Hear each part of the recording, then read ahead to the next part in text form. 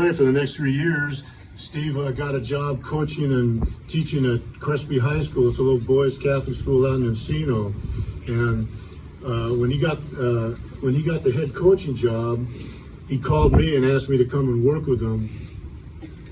And I was just more than happy to do that. I coached with Steve for many years. And one of my favorite Crespi stories is that we're on the bus, we're going to our first game with Steve Butler as the head coach, and we're playing St. Bernard's over in Westchester, and we're on the freeway, and all of a sudden I hear in the back of the bus the team saying, they're mumbling, Holy Mary, Mother of God, pray for sinners, fruit of thy womb, Jesus, Holy Mary, and I'm going, they're saying the same thing over and over again, and so I asked Steve, I nudged him and I said, hey, Butts, what are they doing, man?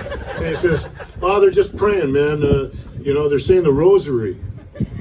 So I go, well, we're a Catholic school, we're praying, how can we lose? Steve Butler comes up with the greatest straight line of all time. He didn't have any time to formulate this thought. He goes, no, man. We're a Catholic school, we're praying, they're a Catholic school, they're praying, we still have to play the game. And, to this day, man, I've used that as a kind of a philosophy of life. And, I learned that no matter how well prepared or ill prepared you are for life, man, you still got to play the game. And Butts' teams were always well prepared. As a matter of fact, to this day, he still has the highest one-loss percentage of anybody that ever coached at Crespi High School. And he would go on to great success, both coaching and as an athletic director in junior college. And then there was retirement. There wasn't enough time in the day. When I retired, people would ask me, well, what do you do during retirement? And I said, well, I do nothing, and I don't start till noon. And Steve Butler, there wasn't enough time in the day to do everything. As Greg said, man, he played golf, they went skiing, they went fishing, man, they went camping, they did all that stuff. And one thing I'll tell you, you'll never find any corporate input in the Butgola's wardrobe, man. You won't find any three-piece Brooks Brothers suit with wingtip shoes in Butler's closet. Steve's idea of high fashion were a pair of shoes that laced up. And as I mentioned, Steve loved golf, and there's an old golf adage that says, men are quick to blame fate for all of their accidents, yet take full responsibility for a hole-in-one.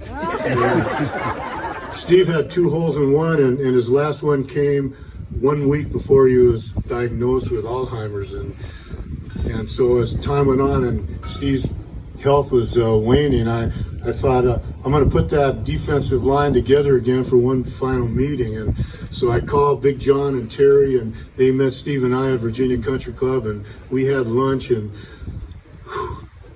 for that 2 hours that we were there together, it was just fabulous.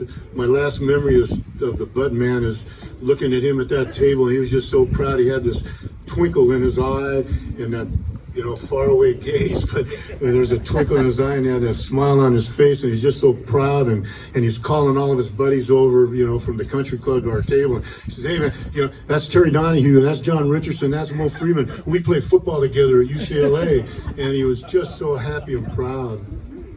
And okay, so I'm done, I'm gonna finish up with this. 1965, Tommy Prothro becomes the head coach at UCLA, and he has a team meeting, and it was February 2nd, and he got the team together, and he said, gentlemen, for the next 7 months, we're going to prepare you to play football, and it's going to be the most difficult, strenuous, physical thing you've ever done in your life, but come September 16th, when we go back to East Lansing, Michigan, we're going to open the season, play Michigan State. He said, so that when we go back there on September 16th and play at East Lansing, Michigan, you're going to know that some bitch on your left and that some bitch on your right went through the same rigorous hell you did, and you'll be able to count on him.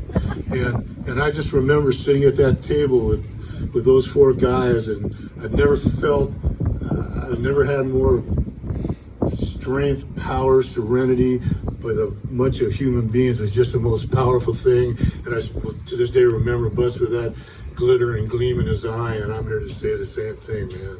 Steve Butler, rest in peace. I love you, man. Go Bruins.